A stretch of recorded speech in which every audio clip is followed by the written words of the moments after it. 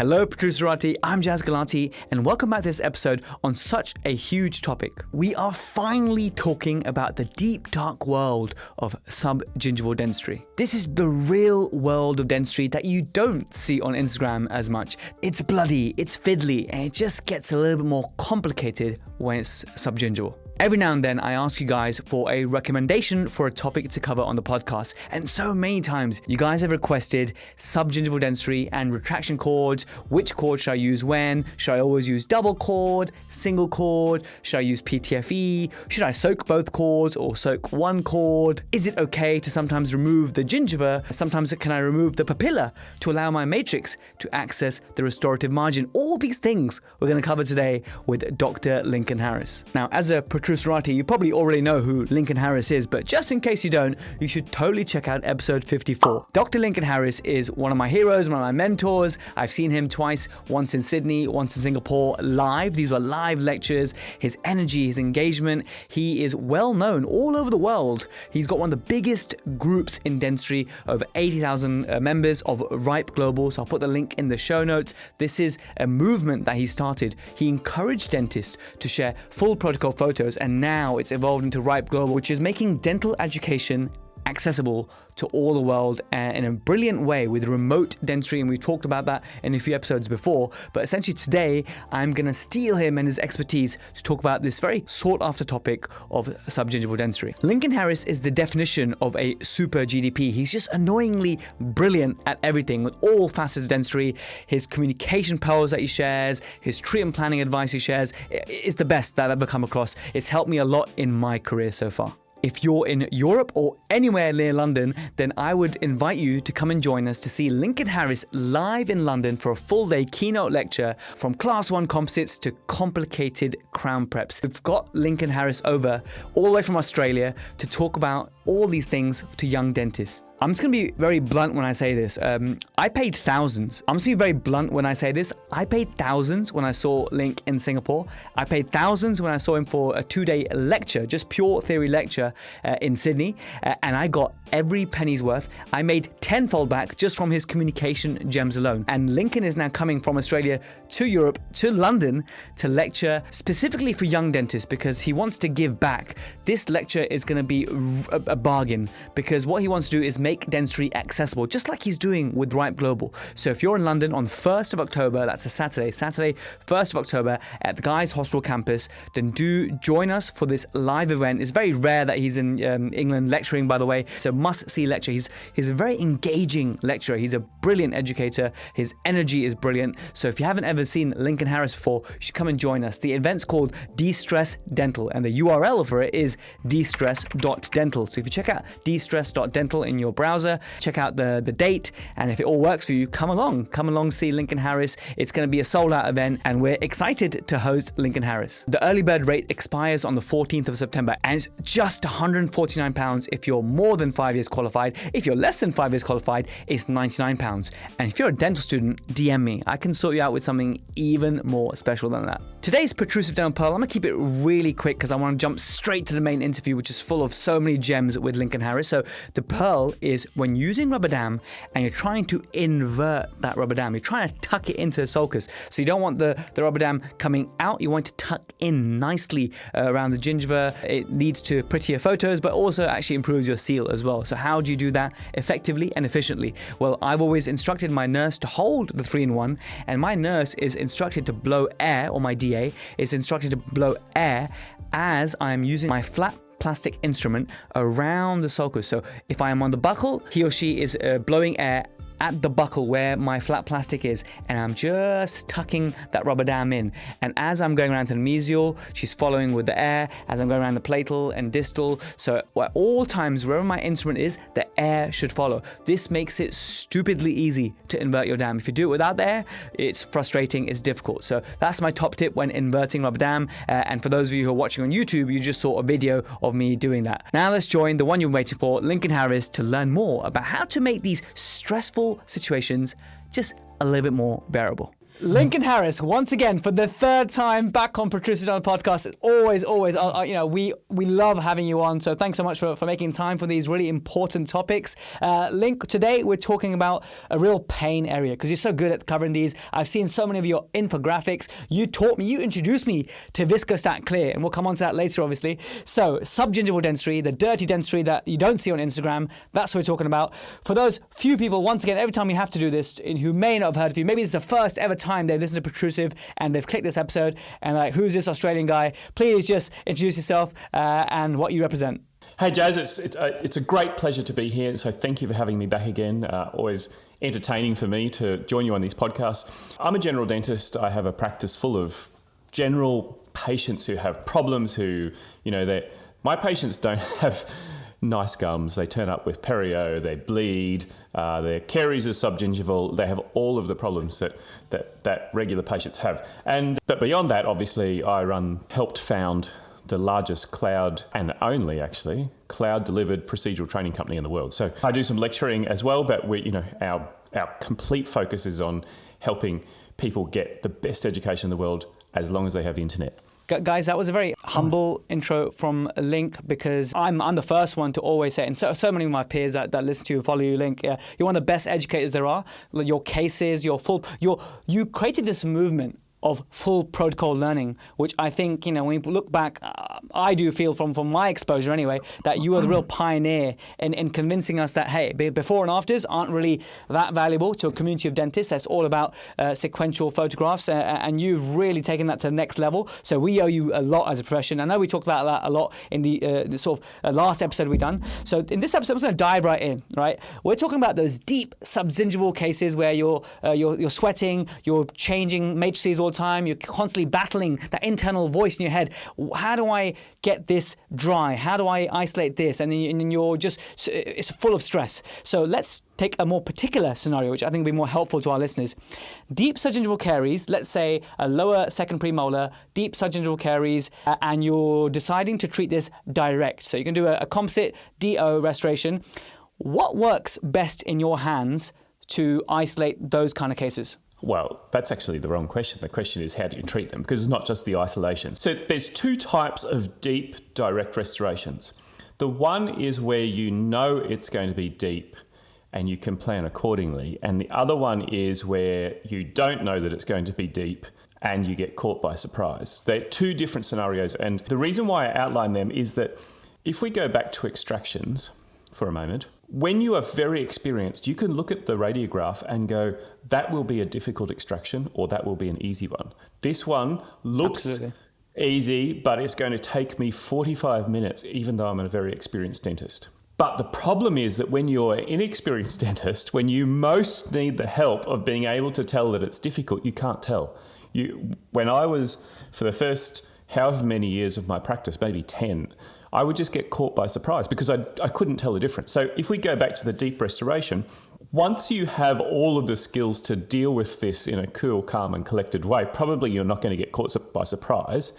You know which is easy and which is difficult. And I'm going to just lay out now that I have been through the full process of how you deal with these deep and difficult restorations. And what I can say now is that if you can recognize them ahead of time and it's in any way possible, either do the surgery yourself or send it to a perio and get it turned into a supragingival restoration. Because after many years of proving that I can treat a deep subgingival restoration, I've now worked out what happens is it takes a long time. I can't charge any more for it.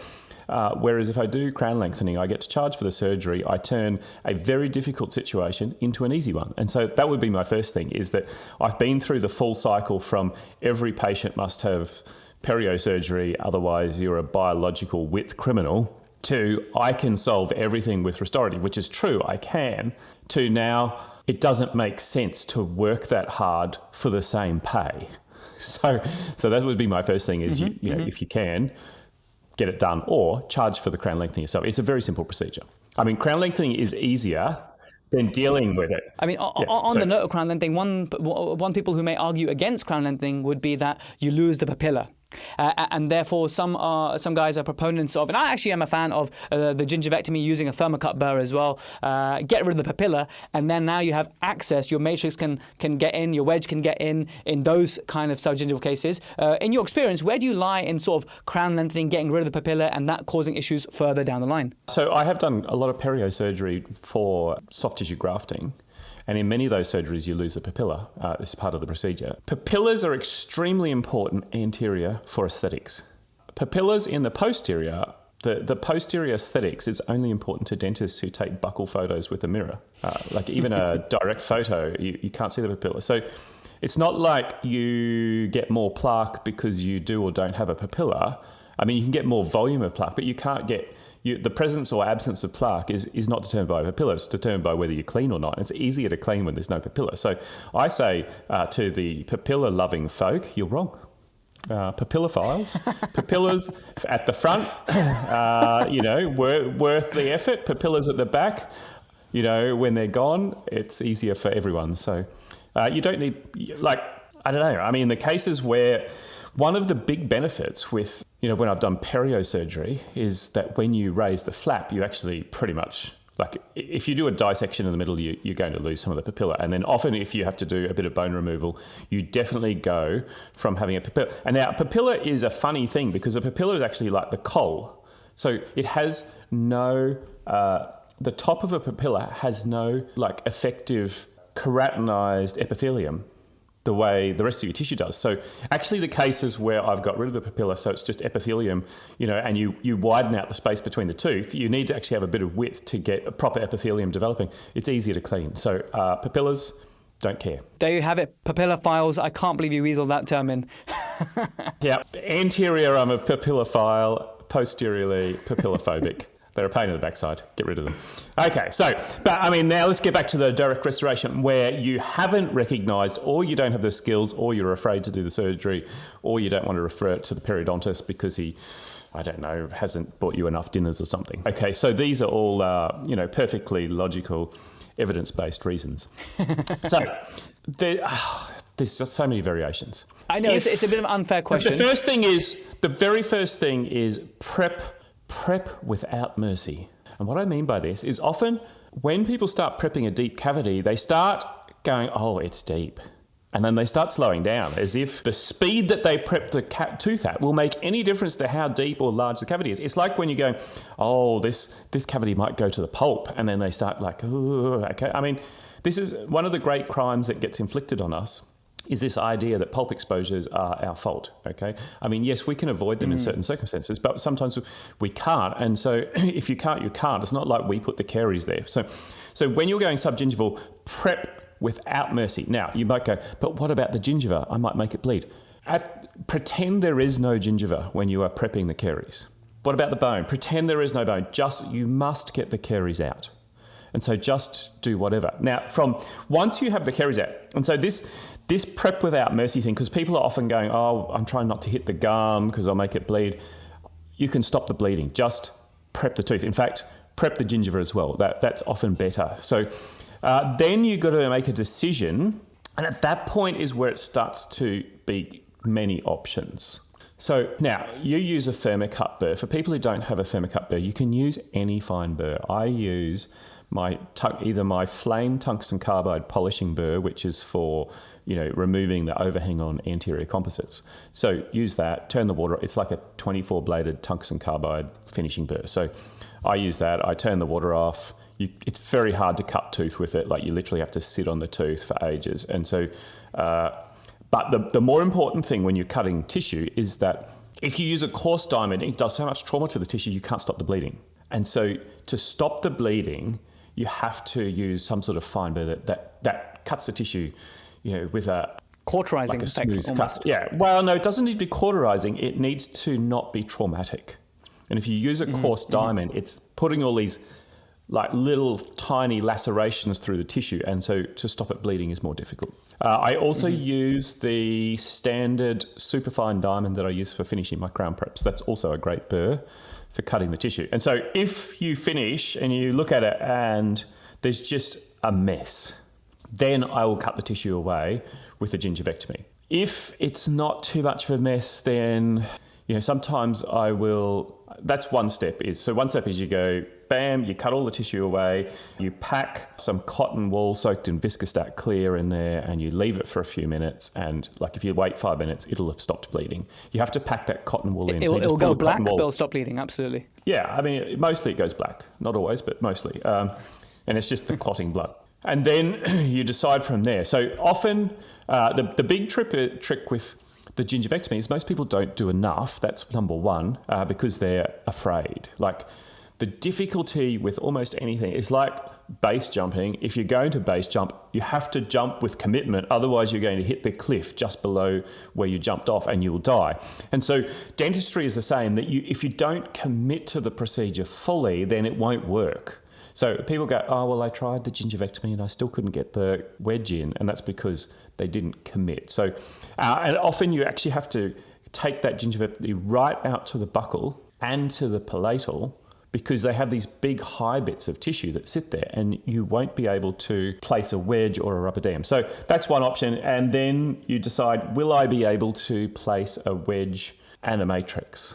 Now, the second big trick, besides cut the tissue. Now, I will say, and this is a misconception, if you cut the tissue, it is easier to stop bleeding than if you don't.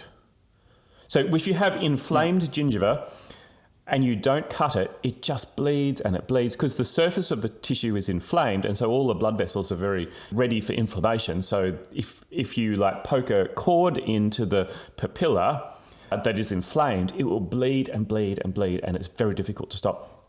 Whereas if you cut the tissue back, and when you cut it, you want to at least cut it back to fresh, healthy tissue, that it will bleed, but that is controllable bleeding and much more controllable. And so this is a big misconception. Then you have to go, can I get a matrix in? If you can get a matrix in, then great, put a rubber dam on, put a matrix and so on. But sometimes what happens is you go, I don't know if I can get a matrix in there. And then you start packing Teflon, and you can get the Teflon beautifully sitting there, or you can you put a wedge in and the wedge sits beautifully against the tooth. Everything's lovely. But then you try and put the matrix in, the matrix gets a big kink and goes into the cavity, and you're going to end up with this massive, weird looking composite that has a big dip that goes into the cavity, and then it comes back out to the contact point. Yes. And so this was probably the second massive mindset change for me. Often, particularly when you have rubber dam on, you pack that Teflon down there to retract the rubber dam down to the base of wherever you did the gingivectomy and to seal the blood. And the Teflon creates this perfect little matrix. And then as soon as you start sticking wedges and things in there, you can't get a decent contact at the margin. And so quite often, either the wedge or the Teflon becomes my small matrix for that first little part of the cavity. So the first couple millimeters. Kind of like a deep margin elevation with the Teflon, right? That's right. Yeah, do what you have to do, but sometimes the Teflon gives you the best. You pack it down there, and the flat plastic instrument I'm using to pack it is kind of smoothing that inside edge, and then it pushes down, and then the rubber dam pops it back against the tooth. So the other option is sometimes you have the rubber dam on and everything's lovely, and then the moment you put a cord or a wedge or a matrix, then everything goes terrible. And so in cases like that, I actually use no matrix at all for that first little bit. So you do your bonding, and then I will use flowable and basically just freehand build up 2 millimeters or so of flowable. Now, this is where you start wishing you'd done surgery, because then you have to cut the webbing of the rubber dam and smooth that first bit of margin elevation, because you haven't used any matrix at all. So you have to use some sort of polishing burr that you can fit down in that area to smooth it against the tooth, so that you get rid of the overhang because you haven't used a margin, and then you have to reapply the rubber dam and put a wedge in and so on. So there is no way to do this that is easy. So I think that the number one realization is, if it's a deep margin, you are not going to do it in 20 minutes like everything else, unless you're going to do a terrible job. It's going to take a while, and don't panic. Just do each step one by one, slowly and calmly. I mean, once you have a matrix and a wedge in, then the rest is easy. It's like 90% of the difficulty is getting to the matrix and wedge with no blood and no exudate. So, I mean, that's... I think the key lesson you shared there, and you did it a couple of ways there, is be purposeful. Be purposeful in your preparation. Be purposeful in your gingiva removal. Whatever you're doing, do it purposefully. I think that's a key lesson to re-emphasize there. Yeah, look, depth of the cavity won't change if you prep slowly. So just prep fast. And if it's subgingival, it's subgingival. You know, you're going to cut up the tissue. And then if you are going to cut the tissue, cut it away. And you go, but it will hurt. And you go, yes, it will hurt. I used to see... But it doesn't hurt you. It doesn't. I feel nothing. Okay. And I know that sounds like a joke, but what I realised, and actually the big breakthrough for me was... We worry because we get beat up about being dentists, okay? We're all so insecure about being dentists because we get told that we charge too much and we cause pain and we're awful people, okay? And we get like smashed with this. And so we're like super trying so hard and so desperately, oh no, we don't charge too much and we're lovely people, no really, and we don't cause you any pain. And so the big breakthrough for me in dentistry was when I realized I am a surgeon, I cause pain. Just accept it. I don't cause pain when I do the treatment, but afterwards, yes, I'm going to. And in the scheme of surgeries that people get, the pain that we cause post-operatively is hardly worth talking about. So it takes tremendous effort to do pain-free dentistry because the patients are awake, they're not asleep. But post-operatively, dental pain doesn't even rate on the post-surgical pains. If anyone here has had a foot surgery done, they will know what proper pain is. That's like 3 months with your foot elevated. It hurts for 6 to 9 months afterwards. And we're here worried about them, you know, like a 5 millimeter gingivectomy that will hurt for maximum 4 or 5 days. Like, I don't know. So I no longer concerned really about that. That really puts into perspective, I think. I love that. That is so true. And I think over the years, I've become a little bit more, not numb. I don't want to say numb because it's harsh. I care about my patients, but you have to accept that, you know, the odd patient will get dry socket or there will be post-operative discomfort as part of the healing process. And to, just like you said, you are a surgeon and you try your best. Okay. Come on, say pain. You can say it. Pain. There will be pain afterwards. Okay, get on board with this. It's like soft tissue. It's like soft tissue graft. It's like therapy here. Yeah, it's just like a soft tissue graft. Okay, like the patient goes, "Will it hurt?" Yes. Like, don't negotiate on this. It's like, oh yes, but you know, like, will it hurt? Yes, but you'll get over it. Okay, like literally, I've never had a patient go after a soft tissue graft. I'm talking about where I harvest the tissue off their palate and it's not a subepithelial, so it leaves an open wound, which I cover with a dressing. But I've never had a patient say a year later, that was the most horrific thing, I would never do it again. Okay, after a couple of months, they've forgotten. So the problem is the patient will be afraid of anything that you are afraid of.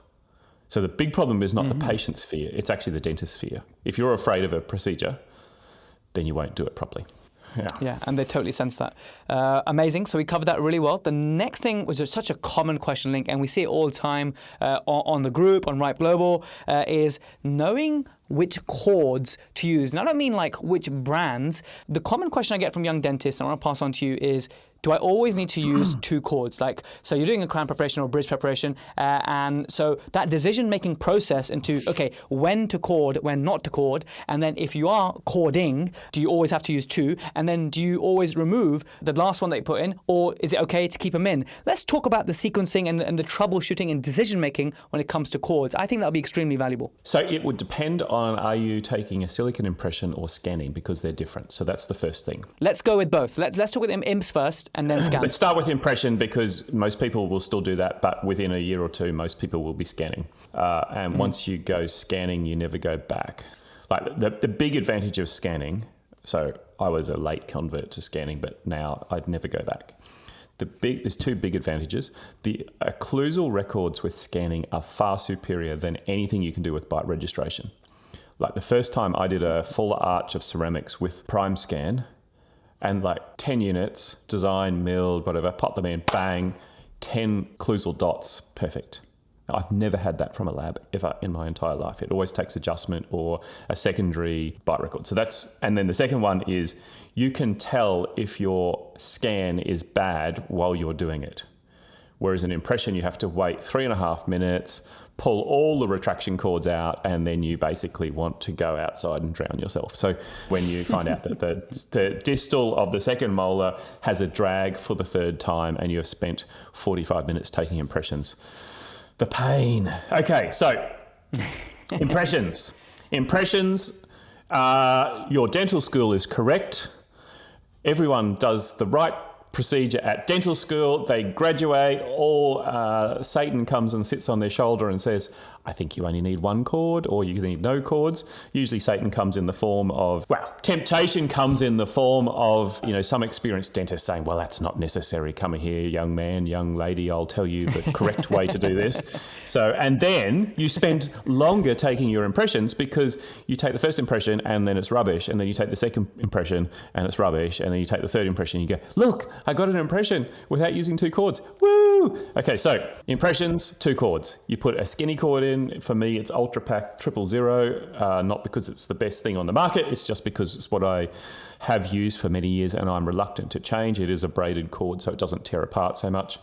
Someone has told me recently there are better cords, so I might have to change my ways. So that one, if the tissue is not bleeding, I don't soak it in anything. If it's a patient with a bloodbath, I soak it in Viscostat Clear and then I pack that cord. That will basically stop the bleeding and it stops the exudate, or crevicular fluid, but it doesn't give you lateral retraction. Now, cord is not meant to retract tissues vertically, so you're not trying to get a deep sulcus, you're trying to get a fat sulcus. Mm-hmm. So then the second cord, which in my case will be a 0 Ultra Pack because I don't like to use too many things, and I'm not usually going to dip this one in Viscostat Clear unless, once again, it's still a bloodbath, which preferably it's not by this point. But if it is, then you just dip it in and then you got to wipe off the excess with gauze. Otherwise you have too much excess and it's going everywhere and it tastes awful. Oh, the patients always complain about the taste. Yeah, well, maybe you should, stop slopping it on their tongue, Jazz. So, I think there's something to be learned here for me, yes. Advanced techniques. Don't slop the Viscostat Clear on the patient's tongue. I mean, yes, they do. I mean, you get those patients who like to be helpful. So you're doing a very delicate procedure. And I think, I think the best way to help you would be to get my tongue and stick it right in the middle of your bone graft and flick it all about. So certainly that is a universal patient problem. Fat cord. So when you're using the second cord, which is the fat one, you want to, first of all, for neatness and photographic excellence, always start on the same part of every tooth. So always start on the mesial of the tooth. And then you pack always to the buccal, and then you go distal, and then you go lingual or palatal, and then you go back to the mesial, and then you cut the tail. And that way, all your tails will be on the same side of every single tooth. And so when you go to remove them, if it's like 5 or 10 in a row, it's easier to grab the tails. And when you take a photo, it looks nice. Now, the secret, of course, is you have to wait 5 minutes if you want your cord to work. This is where everyone goes wrong. And when you pack that second cord, you don't want to pack it below the tissue. You're only packing it equigingival because you're using it to push the tissue laterally. You're not trying to get a deep sulcus. That's so important. I just want to add the link, actually. When I've made that mistake before of putting the 0 in too deep, what tends to happen, and I think you've demonstrated this before, again, in your cases, of how to avoid this, is that the tissues then sort of sulk in, right? It has the exact opposite effect of what you want. Collapse, that's a good word. Yeah, it collapses over the top. And if you are placing your second cord and it's really deep sulcus, you sometimes can't help that as you're packing it, the tissue collapses over the top, and you actually have to then, if you've got a long enough piece, continue around the tooth a second time, or cut another piece and go around the tooth a second time and have 3 cords. But the second cord cannot have any tissue over the top, or the third cord. So there are some times where I've had to go around the tooth, 2 times.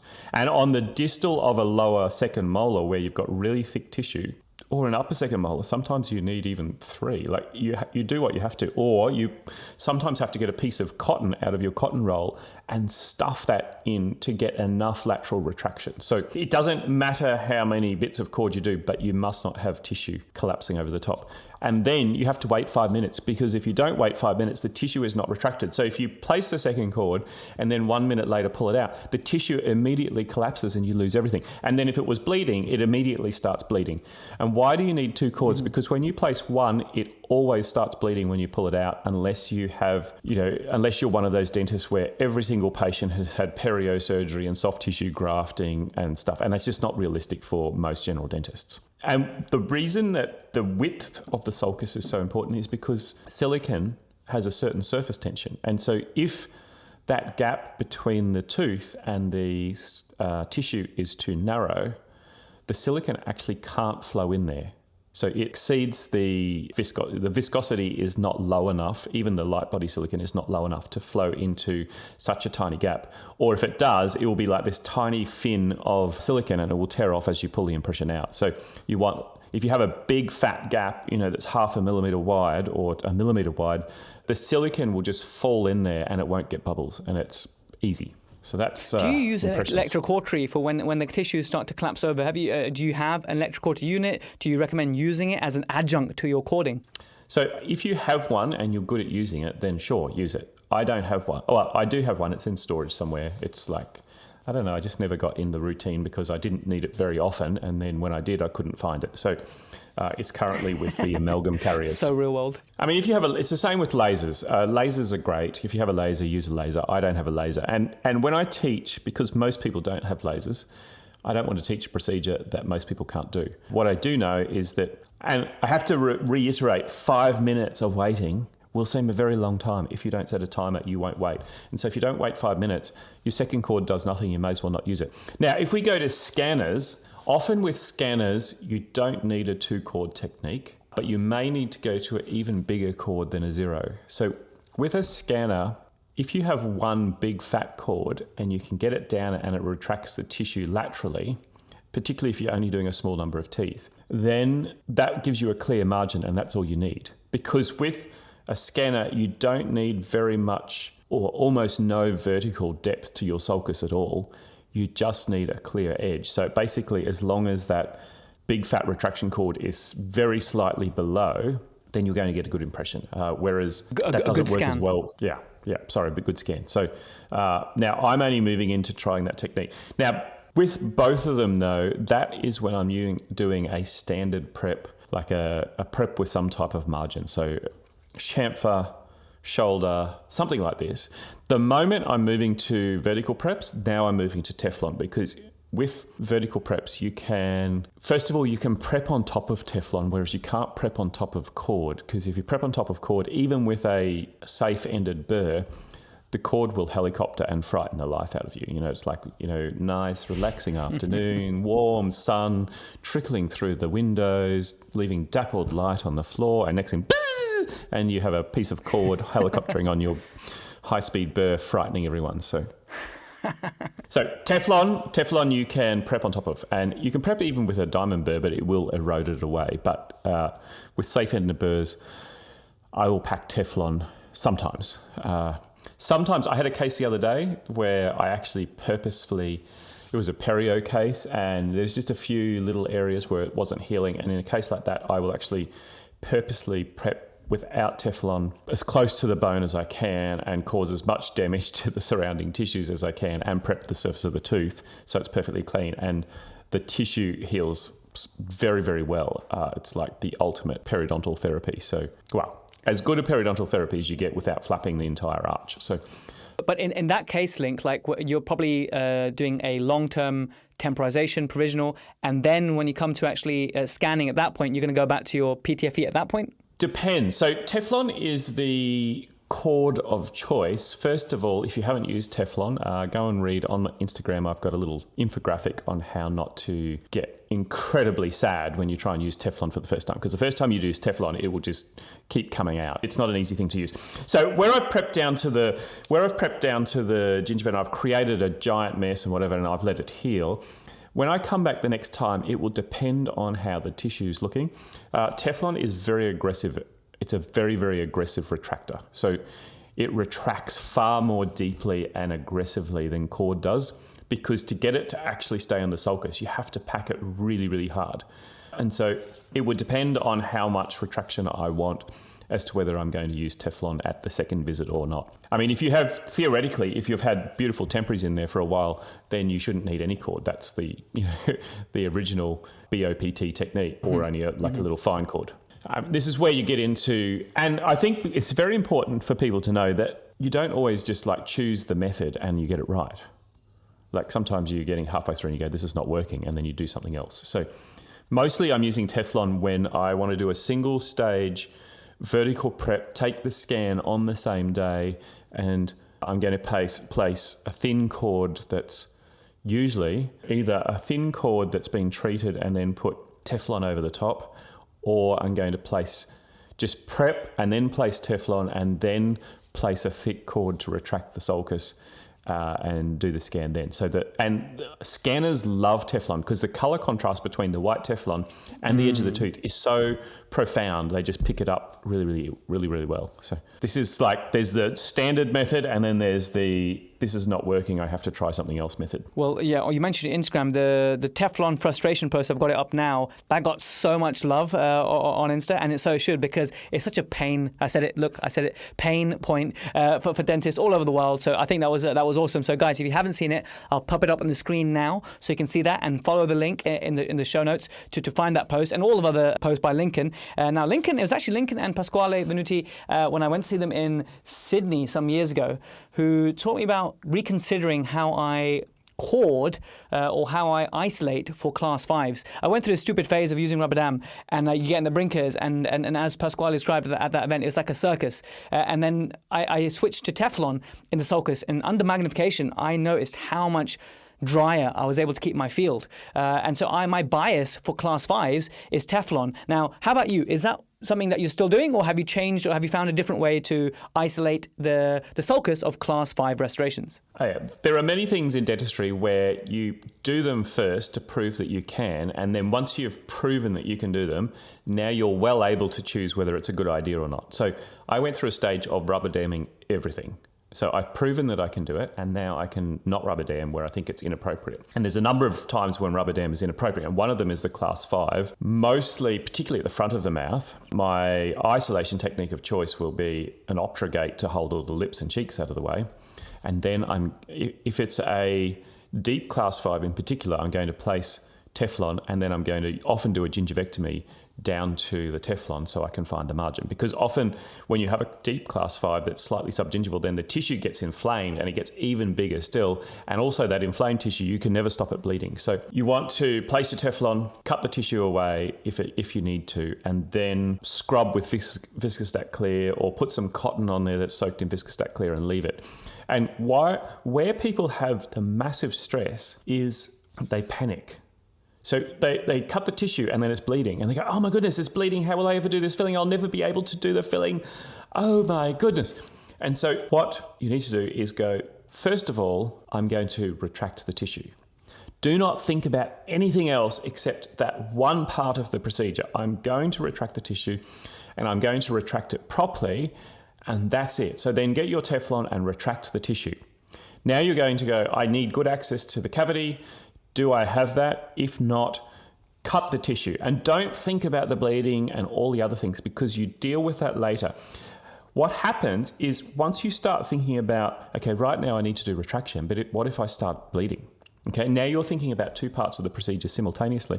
And then you go, but if I retract and then I can't see the cavity, I won't be able to restore it, and then it might start bleeding. Now you're thinking about three parts of the procedure. And then you're going, and then how will I shape it? Now you're thinking about four parts of the procedure, and you're not even done one. And so what's happening is that you are using up your entire mental capacity, and you haven't even started doing something. And so now it's really tiring because you're thinking about four things simultaneously, and people cannot multitask. The idea that you can multitask is wrong. It is not physically possible to multitask. What you actually do when you think about more than one thing at a time is you switch. So a fighter pilot, they can't multitask, but fighter pilots are chosen because they have a very low switching cost. The energy that they burn to switch between three different tasks is very, very low. And they're physiologically chosen because they can do that. Now, as dentists, we're not chosen. We don't go through a fighter pilot selection test, which, like a fighter pilot selection test, is they have like a little video game that they have to play whilst recognizing colors and doing math equations simultaneously. So that's how the selection criteria. We don't get that in dentistry. So if you continually change and think about 4 different things, you are draining your brain's energy massively. You're fatiguing yourself. The second thing that happens is that if anything goes wrong in the procedure or anything is not quite right, you are already maxed out. You have no reserve left to deal with this. And that's when you're just staring at the tooth and you pick up an instrument and you put it down, and you pick up another instrument, you put it down, and you're actually doing nothing effective. It's because you're like a computer that has maxed out their memory. It's now crashed. And so it's common for dentists to crash. And that's when they just go, I don't care anymore, I'll just do anything. Okay, because they literally have given up because they have no capacity left. So only do one thing at a time. So place the retraction, get it perfect. Like imagine you're not allowed a second chance. So if you don't get it perfect the first go, you're not allowed to go back ever. Okay, and a crocodile eats you. So like pack that cord down. Only in Australia does that happen. I'm trying to think of something dangerous in the UK. There's no such thing. When you compare it to Australia, it's just everything's tame. It might, everything's tame. You turn up to Wimbledon and you're wearing the wrong clothes for a high society day. Okay, that's dangerous. Okay, yeah, that sounds more like it. Yeah, you're dressed in a tux and everyone else is wearing cool whites. Oh, okay, that level of danger. And then, if the tissue's in the way, cut the tissue. Only focus on that. Like gingivectomy is a very simple procedure. You get a tungsten carbide burr, bat burr, any sort of burr actually, just not a coarse burr, and then trim the tissue away. Turn the water off so that you get sort of a cautery effect. And then you go, okay, now I need to stop the bleeding. And then pack some cotton soaked viscous, and that's it. Don't do anything else and wait 5 minutes and do nothing else until it stopped bleeding. Okay, now you can focus on the cavity. So this is why dentistry gets stressful, because when it's a procedure that's like multi-stages, so, it's first you're doing a DO composite, okay? Single procedure. Now you're doing a DO composite plus dealing with subgingival restoration and gingivectomy and bleeding gums. Now you're doing actually like 3 procedures. And if you try and think about all 3 at once, you'll just crash. So you only do each step one at a time. This is when dentistry stops being stressful. It's when you do one thing at a time. I think that's going to resonate so well with everyone listening. Certainly, it reminds me of errors I've made, and I think everyone listening is just nodding their head. And I think that was you've been on point today with your humour, Link. I've enjoyed it a lot. So the lesson there was, guys, with class 5s, one thing at a time. And yeah, Teflon is something that you're still a fan of as well, and it works well for class 5s. And certainly, you made it clear that rubberdam isn't really well suited for class 5s, right? Yeah, I mean, it depends. Rubberdam is well suited for easy class 5s. So if it's an easy class 5, use rubberdam. If it's a deep one or it's subgingival, then I can do it. But the thing is, you're going to place a brinker. You've got to retract the tissue. There's always the risk that your brinker will slide off the tooth right at the most crucial part. And then rubberdams don't necessarily give you good water seal.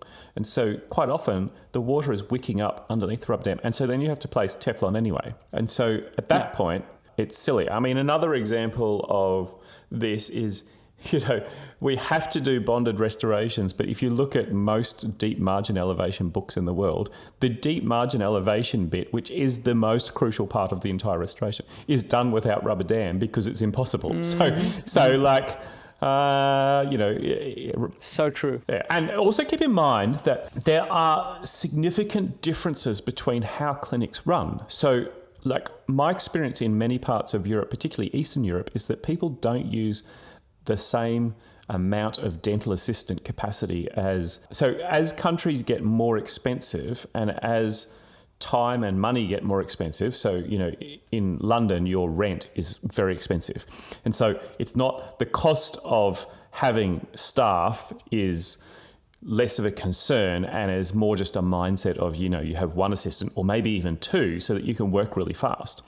And so if you're working with one really, really good assistant, they can help you, or 2, particularly if you're working with two, you can have one assistant that's entirely devoted to isolation and controlling moisture, and then you can have another one who's doing all the other stuff. And so this makes a big difference. Whereas if you're in a small, like I have some colleagues who are amazing dentists, but they work often alone. Like they have one assistant who also does reception and sterilizing. And so that assistant is off a lot. And these dentists have to use rubberdam for everything because it's like their dental assistant. So there is a huge variation in, culture and the business practices of how practices run. And that actually has an impact on, the way that you isolate as well. I didn't even consider that, actually. Very good point. Now, Link, I just want to say, wrap up this episode with an announcement that you're coming to London to speak to dentists. I mentioned in a previous episode as well. And the main title of your event is brilliant, guys. You have to listen to this, right? It's very much in tune with what we spoke about today. And as you can see, Link is such a real-world dentist. Like, he's a world-class dentist. But what I love about Link is he's real-world. He treats real-world patients. He understands our struggles. They're real. So the topic is de-stressing dentistry from class 1 composites to complicated crown preps. And I think what I love is when you wrote this up, you said, according to the University of Instagram, all patients want mouthful of veneers and tiny little supergingival class 2 composites. And obviously that's tongue-in-cheek, but it's such a great theme.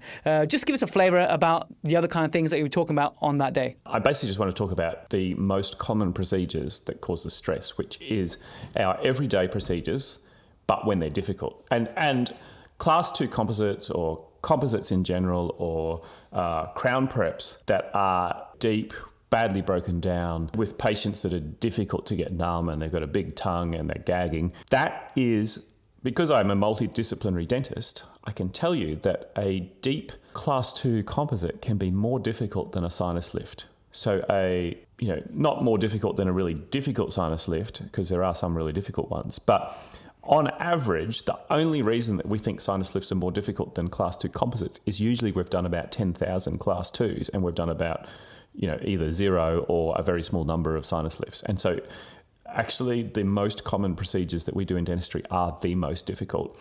And the only reason that's not recognised is due to the massive repetitions and the fact that we get taught them early in life. But they still have difficulty. So the things that we'll be talking about is the actual techniques of it, but even more importantly is the psychology of how you maintain a clear head and don't fatigue. And you will have heard me mention some of that, but this is most crashes in aviation, which is the equivalent of when you do a procedure and it just goes out of control. And you finish the procedure, you don't feel good about it because you know it wasn't a controlled procedure, and so you're not sure if it's going to be great or not. Mostly that occurs not because you don't have the skill or the knowledge or the ability, it's because what's called human factors, which is the stress and the mental fatigue got to you. And under stress, this is well researched, under stress, your ability reduces by 85%.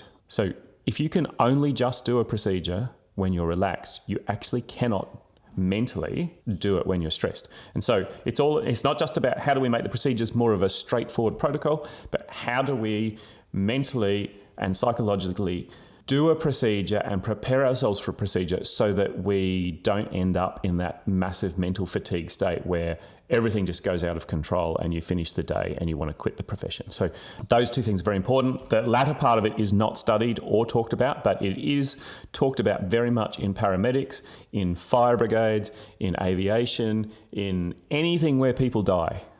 They study human factors, which is how you deal with things under stress. So we'll talk about that and how to deal with that. And I think that bit is almost as important as the clinical part, maybe even more so. You're so right. It's stuff that's not talked about enough, and that's why I've always, enjoyed going to your live lectures, online stuff, because you talk about the real nitty-gritty things, and also, you draw these comparisons with other industries. Aviation is a common one that you talk about as well, and what we can learn.